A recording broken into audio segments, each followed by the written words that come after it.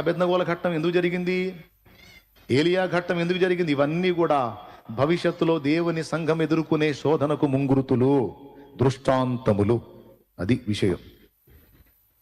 మనకు జస్ట్ ఏలియా కాకులు తెచ్చి ఆహారం పెట్టిననే తెలుసు, కాకులు తెచ్చి. రేపు మనల్ని సంఘము, సార్వత్రిక సంఘము అంతటికి ఏలియా ఒక ప్రతినిధిగా కనపడుతున్నాడు.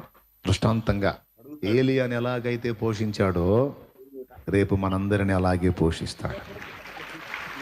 ఒక పక్క వాడు శ్రమలు పెట్టి ఇబ్బందులు పెడుతున్న, మరో పక్క ఆయన శద్రకు మేషకు అబేద్నెగోల దేవుడే ఆనాడు వాళ్ళని కాపాడినట్లు ఆ కఠినమైన శ్రమలలో ఆయన మనతో కూడా ఉండి మనల్ని సేవ్ చేసుకుంటాడు.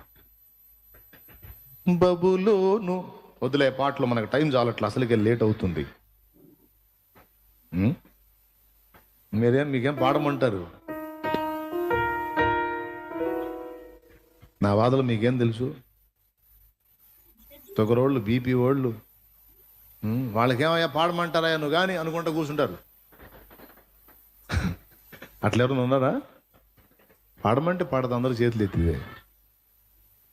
Right, permission తీసుకునేయండి. బబులోను దేశమందున ఆ భక్తులు ముగ్గురు బొమ్మకు మొక్కనందున, బబులోను దేశమందున ఆ భక్తులు ముగ్గురు బొమ్మకు మొక్కనందున, పట్టి బంధించి రాజు అగ్నిలో పడబెట్టి, పట్టి బంధించి రాజు అగ్నిలో పడవేస్తే నాలుగు వాడిగా ఉండలేదా? ఓ భక్తుడా రమ్మని పిలువలేదా? నాలుగు వాడిగా ఉండలేదా? ఓ భక్తుడా రాజు రమ్మని పిలువలేదా?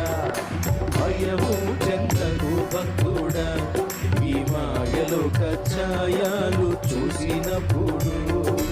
భయము చెందకు భక్తుడా, ఈ మాయలో కచ్చాయాలు చూసినప్పుడు. భయము చెందకు నీవు, దిగులు చెందకు నీవు, భయము చెందకు నీవు, దిగులు చెందకు నీవు, జీవమిచ్చిన యెహోవా ఉన్నాడు. ఓ భక్తుడా.